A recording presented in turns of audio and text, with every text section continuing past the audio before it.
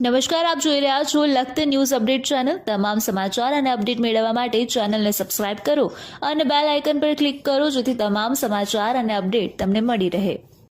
ધોરાજી જુનાગઢ ધોરાજી જામનગર તરફ જવાના નેશનલ હાઈવેના માર્ગો પર પાણી ભરાઈ રહ્યા હોવાથી નાના વાહન ચાલકોને મુશ્કેલી। વરસાદે વિરામ લીધો પણ પાણી નહીં ઓસરતા વાહન ચાલકો મુશ્કેલીનો સામનો કરી રહ્યા છે। નેશનલ હાઈવે પર નાના મોટા વાહનો બેફામ રીતે અવરજવર કરતા હોવાથી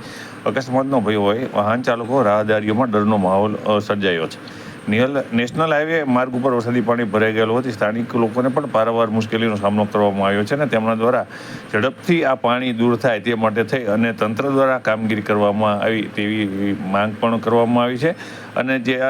જો જલ્દીથી પાણી ઉતરશે તો તે તેમની મુશ્કેલીનો અંત આવશે તેમ પણ જણાવવામાં આવ્યું હતું। ભારે પવન ફૂંકાઈ રહ્યો છે અને બેફામ વાહન ચાલતા વાહનોને કંટ્રોલ કરવા માટે થઈ અને સ્થાનિક લોકો દ્વારા નાના વાહન ચાલકો દ્વારા ડિવાઈડરો મૂકવા માંગ કરવામાં આવી છે કે જેથી કરી હાલમાં ટેમ્પરરી જો ડિવાઈડર મૂકવામાં આવે તો આ વાહન ચાલકો